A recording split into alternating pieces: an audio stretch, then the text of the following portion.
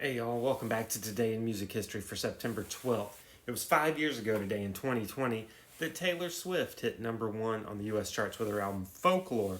It had over 80 million global streams and earned itself a Guinness World Record for the most opening day streams for an album by a female artist. It also broke all kinds of records and won the Grammy for Album of the Year. Hate her all you want, I don't think she cares.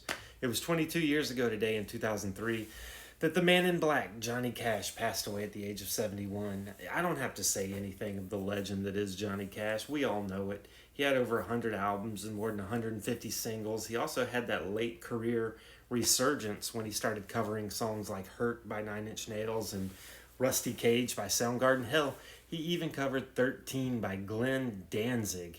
He had Tom Petty and the Heartbreakers as his backup band for an album. He's also in the Rock and Roll Hall of Fame, the Country Hall of Fame, the Gospel Hall of Fame. I don't think anybody can dislike Johnny Cash. And I got lucky and saw him in 1997. He only did 35 performances after I saw him in Atlanta, and I'll always be thankful for that. I got in right at the end. It was 59 years ago today in 1966 that NBC debuted the Monkees TV show. It lasted for 58 episodes, and while initially they were nothing more than a fictional band, the Monkees were too good for that, and they ended up writing and recording their own music by 1967's Headquarters. And people write them off all the time as being nothing more than a fake Beatles clone.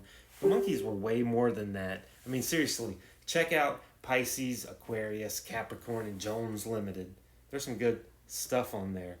And happy 59th birthday to Ben Folds. Film composer Hans Zimmer turned 68. Neil Peart of Rush would have been 73 today, but he passed away in 2020 at the age of 67. R&B legend Barry White would have been 81, but he passed away in 2003 at the age of 58. I love the sexy slither of a female snake. If you know where that came from, we're friends. And finally, country legend George Jones would have been 94. He passed away in 2013 at the age of 81. Tune in tomorrow for another Today in Music History.